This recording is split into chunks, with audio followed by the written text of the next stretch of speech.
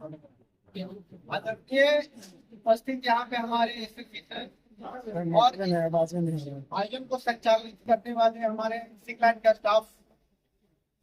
आज हम लोग 6 दिसंबर को महापरिनिर्वाण दिवस बाबा साहब को मनाने के लिए उपस्थित हुए।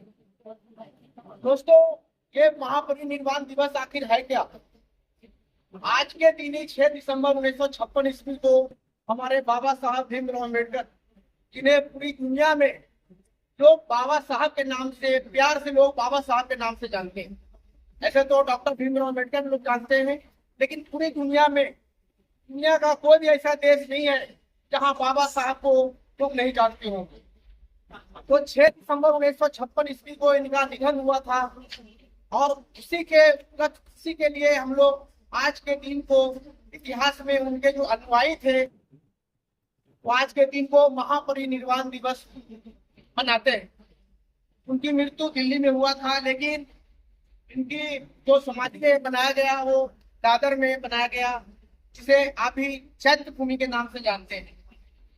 तो दोस्तों, ये बाबा साहब भीमराव अम्बेडकर जी के बारे में आप दो लाइन और बताना चाहता हूँ। इनका पूरा नाम, बचपन का नाम सतपाल था और पिताजी का नाम राम मोहला और इनके माता जी का नाम भीमाबाई, जिससे मिलाकर बाबा साहब का नाम भीमराव अम्बेडकर हुआ। उन्होंने वंचित, शोषित और जो बिल्कुल जिनके लिए हक की लड़ाई कोई नहीं लड़ता था, उनके लिए बाबा साहब ने लड़कर भारत में एक नया कीर्तिमान स्थापित किया। वो कहा करते थे कि शिक्षा वो शेरनी है, जो उसे पिएगा वो दहाड़ेगा, और बोलते थे तुम आधा रोटी कम खाओ। वो बोलते, और एक बात ये बोलते थे कि दुनिया में गरीब वो नहीं है जो जिसके पास पैसा नहीं है, दुनिया में गरीब वो व्यक्ति है जिसके पास शिक्षा नहीं है। वो बोलते थे आधा रोटी कम खाओ, लेकिन अपने बच्चों को जरूर पढ़ाओ। मतलब उनके जो कहना था, शिक्षा पे जोर था। जब वो पढ़ने के लिए मुंबई आए थे और मुंबई के एलिफिंस्टन कॉलेज में उन्हें प्रवेश मिला, वो पहला व्यक्ति थे, पहला छात्र थे जिन्हें एलिफिंस्टन कॉलेज में दलित लड़के थे जिन्हें एडमिशन मिला, और उन्होंने सबसे कॉलेज में टॉप किया। उससे प्रभावित होकर हमारे बड़ौदा के एक राजा थे सयाजीराव गायकवाड़, वो इतने प्रभावित हुए उनसे, भीमराव अम्बेडकर जी से, उन्हें बोला अरे भाई, इसे पढ़ने का मौका दिया जाना चाहिए, ये जरूर दुनिया में कुछ करेगा।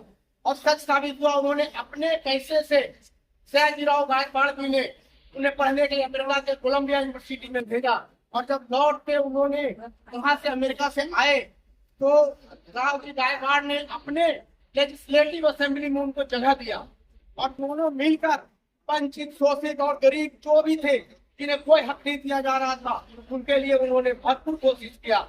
और आजाद देश होने के बाद हमारे देश में ऐसे संविधान की जरूरत पड़ गई, जो देश को चलाने के लिए कोई तो चाहिए संविधान, नहीं तो भाई कोई अपना मन का करेगा। तो ये काम हमारे बाबा साहब को सौंपा गया, और उन्होंने दुनिया का सबसे बड़ा संविधान बनाकर भारत को देने का काम किया। तब कहीं जाकर हमारे देश में एक लोकतांत्रिक संविधान का आगमन कर। तो इसीलिए बाबा साहब गरीबों, वंचितों और शोषितों के एकमात्र उस समय के नेता थे, जिन्होंने देश के लिए, उनके लिए काम किया। बस इतना ही मैं अपनी बात को विराम देता हूँ। जय हिंद, जय भारत, जय श्री। देश प्रेम में जिसने आराम को ठुकराया था, गिरे हुए इंसानों को स्वाभिमान सिखाया था, आसमान में एक ऐसा दीपक बाबा साहब कहलाया था।